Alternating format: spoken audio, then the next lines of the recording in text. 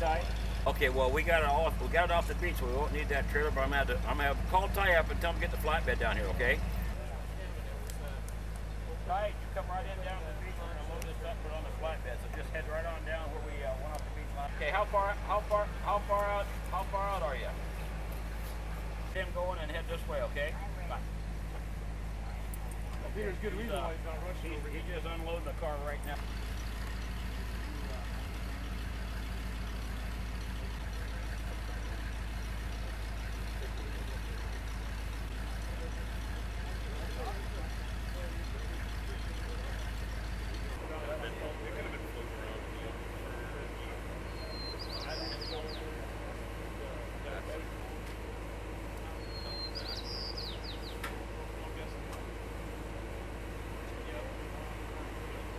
Alan Pieus, Washington Department of Fish and Wildlife.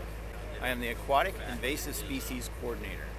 The initial synopsis is that the majority of the organisms on here were open ocean organisms, and primarily gooseneck barnacles, and that there were a few mussels that were attached, a few barnacles as well. And I've taken samples of those, and I will take them back, and the mussels are going to be looked at for if they have any shellfish diseases or parasites in them. What we're looking at are the larger objects. This one was of interest because it was a boat, and so therefore it could have been moored in Japanese water when the tsunami hit. We don't know how well the boat had been maintained, so you could go walk around the docks in Puget Sound or Ilwaco or anywhere, and you look at those docks and you look at some of those boats and you see stuff hanging off of it. That's the thing that we're very concerned about. Those are the kinds of boats that if they got moved out with the tsunami and make it here, they could still have intact coastal ecosystems, species on there that are invasive to ours. That's what happened with the Japanese dock down in Oregon. That's definitely an issue, and that's where we look at, sort of in a triage way, what are the biggest pieces that we're going to be concerned about for invasive species. Basically, if you can pick it up and move it around, we're not going to be concerned about it because they typically aren't capable of having enough protection for the coastal organisms to survive that kind of a trip. Where something like this boat here, it has a lot of interstitial spaces. We weren't sure what it looked like underneath. It could have been protecting some coastal species. Hard to tell. So that's what we're kind of thinking about when we respond to these. This is going right now up to the park headquarters, Cape Disappointment Park headquarters, and we're going to complete the removal of all the critters on there, do a hot water pressure wash to kill anything else that's on there, and then it's up to the park department to determine how they're going to deal with the remainder of the boat.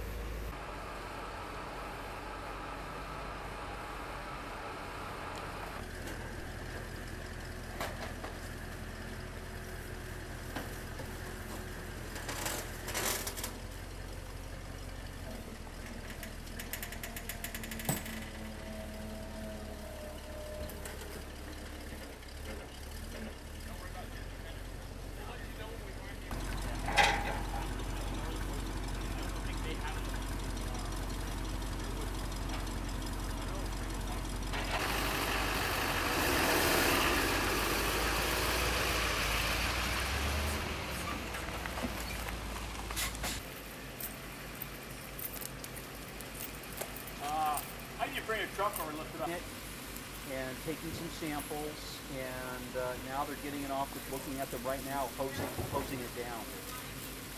Hello? And that's why... My name is Curt Hart, C-U-R-T, H-A-R-T, and I am work for the Washington Department of Ecology's Spills program. Yeah, there are a lot of, a few concerns when we have potential debris from the Japanese tsunami. This is actually the first piece of debris that we think may actually be from the tsunami. We've had some other smaller pieces like floats and styrofoam, but we're not quite sure if that's from the tsunami. We suspect it maybe is. This one is apparently a boat that's been out at sea for a long time.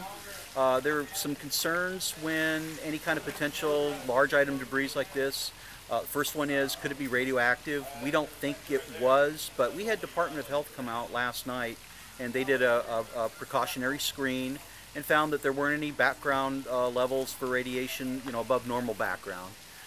State Department of Ecology came out this morning, and just to make sure that the boat didn't have any oil on it or pose any kind of a hazardous material risk, we did our assessment.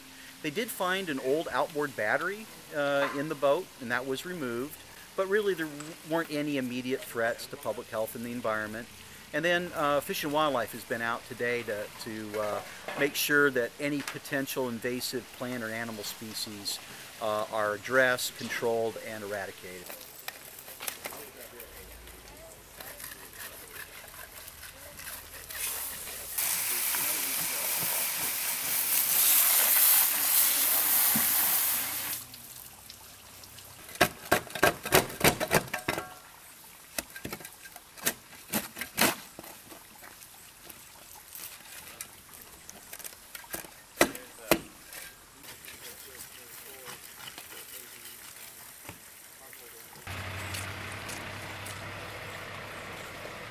Couple things.